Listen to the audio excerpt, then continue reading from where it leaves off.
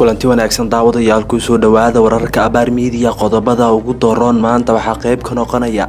al-shabaab oo dib ula wareegay deegaano ka tirsan gobolka Shabeellada Dhexe iyo weerar khasaare geystay oo ka dhacay Muqdisho. deegaano ka tirsan gobolkaasi Galgaduudna dagaal beeleedyo ayaa ka soconaya. wararka waxaa qayb ka sii noqonaya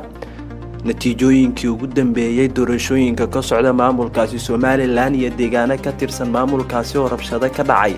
amisom oo ku dhawaaqday howlgal lagu fulinayo deegaanada Jubbaland iyo sidoo kale anyax laga digayo in mar kale uu ku soo wajahan yahay Soomaaliya ayaan idiin soo gudbin doonaa saaxiibayaal. u diyaar garooba qodobadii intaa oo ka dhameystiran waana sabti taariikhdu waxay tilmaamaysaa 5 bisha Juun sanada 2022 aynu ka hormarnay dagaalyahanada kooxda al-shabaab ayaa waxaa lagu soo waramayaa inay mar kale dib ay ula wareegeen deegaanadii ay dhawaan ka qabsadeen ciidamada xoogga dalka Soomaaliya ee ku yaala gobolkaasi Shabeellada Dhexe. qoraal ka soo baxay al-shabaab isla markaana lagu baahiyay barahooda bulshada ee internetka ayaa waxaa lagu sheegay in dagaalyahanada ay haatan ay ku sugan yihiin deegaanada Warciise, Qoordheere, Wararaxley iyo kuwa kale oo ka tirsan gobolkaasi Shabeellada Dhexe. al-shabaab ayaa sheegtay in ay saakay si nabdoon ay kula wareegtay deegaanadaasi oo dhawaan howlgal military ay ku qabsadeen ciidamada dowladda Soomaaliya kadib dagaalo culus oo ka dhacay duleedka magaalada Jowhar ee caasimadda maamulkaasi Hirshabelle. wararka ayaa intaa ku daraya in haatan ciidanka dowladda ay ku sugan yihiin deegaanada Biyacadde oo saldhig ay ku leeyihiin ciidanka amisom gaar ahaan kuwa Burundi. sidoo kale labada dhinac ayaa dhaqdhaqaaqyo culus ka wada deegaanadaasi iyadoo oo shacabka ku dhaqan halkaasi ay cabsi ay ka muujinayaan in dagaal uu mar kale halkaasi uu ka dhaco. ciidamada xoogga dalka ayaa muddooyinkii la soo dhaafay xoojiyay dhaqdhaqaaqyada ay ka wadaan gobolkaasi Shabeellada Dhexe oo ay ka dhaceen dagaalo culus oo khasaare xoogan ka soo gaaray labada dhinac kadib markii ay isku farasaareen gudaha gobolkaasi. al-shabaab ayaa weli ku xoogan deegaanada maamulkaasi Hirshabelle iyagoo oo deegaano badan ka haysta gobolka Hiiraan iyo Shabeellada Dhexe maamulkaasi Hirshabelle.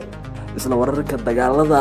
al-shabaab iyo ciidanka intaan ka bixina weerar ayaa ka dhacay caasimadda Muqdisho hadii aynu eegnana khasaaraha iyo sidoo kale faahfaahinta weerarkaasi laga helayo. dagaalka uu geystay khasaare kala duwan ayaa waxa uu ka dhacay X Control Balcad ee magaalada Muqdisho waxaana uu dhexmaray ciidamada booliska gaarka ah ee Haramcad iyo xubno ka tirsan al-shabaab. dagaalka ayaa waxa uu ka dambeeyay kadib markii xubno ka tirsan al-shabaab sida la sheegay ay weerareen ciidamada Haramcad ee ilaalada dhismaha wadada xiriirisa Muqdisho iyo Jowhar kuwaasi oo ku sugan X Control Balcad. sidoo kalena dadka ku nool agagaarka xaafadda X Control Balcad ee magaalada Muqdisho ayaa waxay sheegayaan in muddo ku dhow 30 daqiiqo ay maqlayeen dhawaaqa rasaasta isku adeegsanayeen labada dhinac isla markaana uu jiro khasaare dhaawacyo oo ka dhashay dagaalkaasi. qoraal kooban oo ka soo baxay taliska ciidanka Haramcad ayaa waxaa lagu sheegay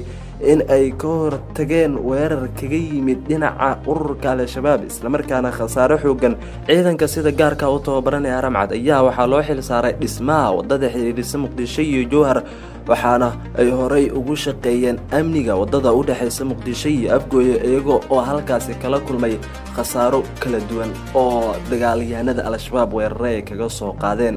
Galgaduud hadii aynu eegnana saaxiibayaal wararka naga soo gaaraya deegaano u dhow deegaanka Baxdo Gaabo ee gobolkaasi Galgaduud ayaa waxay sheegayaan in halkaasi uu dagaal culus uu soo gaaray xilli dambe uu dhexmaray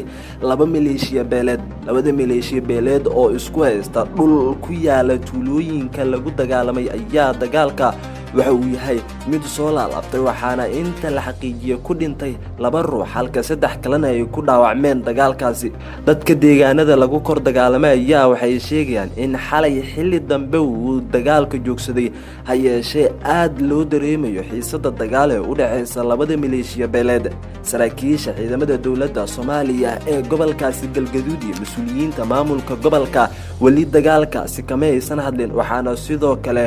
dhowr jeer dagaal beelaadka uu ka dhacay deegaano u dhow Baxdo ee gobolkaasi Galgaduud. wararka laga helayo ayaa waxay sheegayaan in saacadaha soo socda deegaanadaasi lagu dagaalamay inay gaaraan